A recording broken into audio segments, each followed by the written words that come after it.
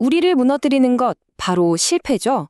그런데 때로는 가장 깊은 실패의 자리에서 정말 가장 위대한 목적이 발견되기도 하거든요. 오늘 바로 그런 이야기를 좀 해보려고 합니다. 한 남자의 정말 처절했던 실패가 어떻게 위대한 사명의 출발점이 되었는지 그 강력한 이야기 속으로 한번 들어가 보시죠. 자, 한번 솔직하게 생각해 볼까요? 여러분의 삶에서 이것만큼은 정말 지워버리고 싶다 하는 그런 실패가 있으신가요? 아마 누구에게나 그런 기억 하나쯤은 있을 거예요. 되돌리고 싶은 순간, 없었던 일로 하고 싶은 바로 그 기억. 오늘 이야기의 문을 여는 열쇠가 바로 그 감정입니다. 자, 이제 이야기 속으로 한번 들어가 보겠습니다. 배경은 이렇습니다. 예수님이 돌아가셨어요. 베드로는 정말 깊은 죄책감이랑 패배감에 완전히 사로잡혀 버렸죠. 그래서 모든 걸 그냥 뒤로 하고 예전 직업, 그러니까 업으로 돌아가 버립니다. 뭐랄까 희망을 다 잃고 그냥 익숙했던 과거로 도망쳐 버린 거예요. 이걸 보세요.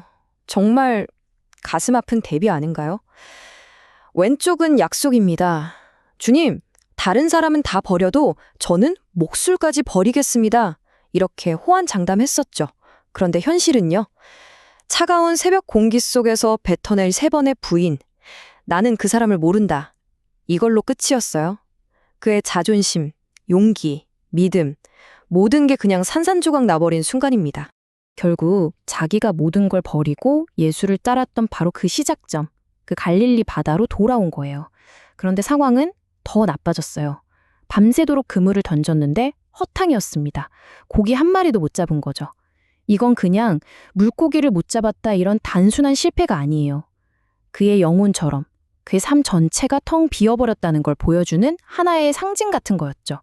바로 그 순간 그 깊은 실패와 절망의 한가운데 동이 막 트는 새벽의 해변가에 부활하신 예수님이 나타나십니다. 와, 베드로는 얼마나 놀랐을까요? 심장이 멎는 것 같았을 거예요. 이제 끝났다. 심판 받겠구나 생각했을지도 모르죠. 그런데요, 예수님은 꾸짖거나 심판하러 오신 게 아니었어요. 오히려 정말 따뜻한 초대를 건네십니다. 이 한마디, 와서 조반을 먹으라. 정말 놀랍지 않나요? 배신한 제자에게 건넨 첫마디가 책망이 아니었어요. 밤새 굶주리고 지쳤을 제자들을 위해서 손수 숯불을 피우고 생선을 구워서 아침을 차려주시는 거예요. 어떤 어려운 대화보다 먼저 그냥 조건 없이 베푸는 섬김과 은혜. 바로 그 행동이었습니다. 그리고 여기서 숯불이 정말 중요한 상징이에요. 왜냐하면 베드로가 예수님을 부인했던 바로 그 장소에도 숯불이 있었거든요. 그러니까 베드로에게 숯불은 실패, 배신, 수치심, 그 아픈 기억 그 자체였을 거예요. 그런데 예수님은 바로 그 아픔의 상징이었던 숯불 앞에서 따뜻한 아침 식사를 차려주시면서 그 기억을 사랑과 용서의 자리로 완전히 바꿔놓으시는 겁니다. 트라우마의 장소를 회복의 장소로 만드신 거죠. 자, 그렇게 따뜻한 아침 식사가 끝났습니다. 그리고 드디어 예수님께서 베드로에게 가장 본질적인 질문을 던지기 시작하십니다. 그의 3번의 부인을 정확하게 떠올리게 하는 바로 3번의 질문을 말이죠. 첫 번째 질문입니다. 예수님은 베드로의 옛 이름 시몬을 부르면서 질문을 시작하세요. 베드로라는 이름은 예수님이 지어주신 반석이라는 뜻의 이름이잖아요. 그런데 시몬은 그의 원래 이름, 가장 인간적이고 연약했던 본래 모습을 부르신 거죠. 자, 질문이 이겁니다. 요한의 아들 시몬아, 네가 이 사람들보다 나를 더 사랑하느냐? 와, 이 질문 정말 뼈아프지 않나요? 예전에 베드로가 그랬거든요. 다른 제자들은 다 주님을 버려도 저는 아닙니다. 자기가 더 낫다고 더 사랑한다고 장담했었잖아요. 예수님은 바로 그 교만했던 마음을 정확하게 찝커서 물으시는 거예요. 자, 이제 두 번째입니다. 베드로가 네, 주님, 제가 주님을 사랑합니다. 라고 대답하니까 예수님이 두 번째 질문을 던지세요. 그런데 이번에는 뉘앙스가 조금 달라졌습니다.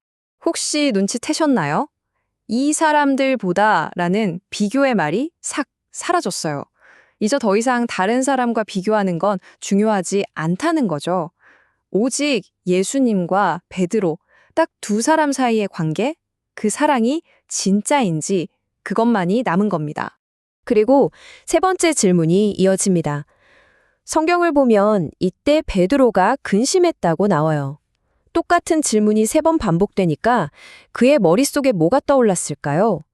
바로 그날 새벽 숯불 앞에서 3번이나 주님을 부인했던 자기 자신의 모습이 떠오르면서 마음이 무너져 내렸을 겁니다. 그때 베드로가 이렇게 대답합니다. 주님, 주님은 모든 것을 아십니다. 제가 주님을 사랑하는 줄을 주님께서 아십니다. 이건 더 이상 자신만만한 호언장담이 아니죠.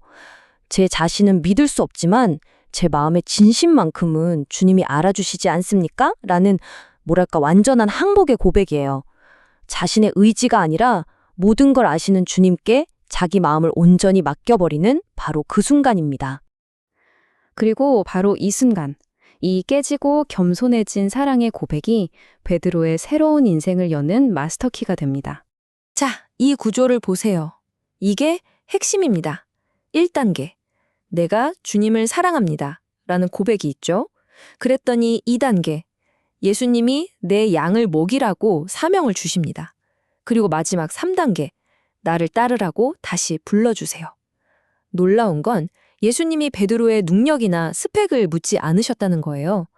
너 다신 실수 안 할 자신 있어? 이런 것도 안 물어보셨죠? 오직 단 하나, 나를 사랑하느냐.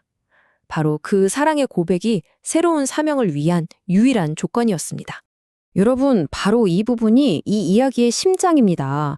예수님은 완벽한 사람에게 당신의 양떼를 맡기지 않으셨어요. 오히려 가장 처절하게 실패하고 넘어져 본 사람, 바로 용서받은 베드로에게 맡기셨습니다.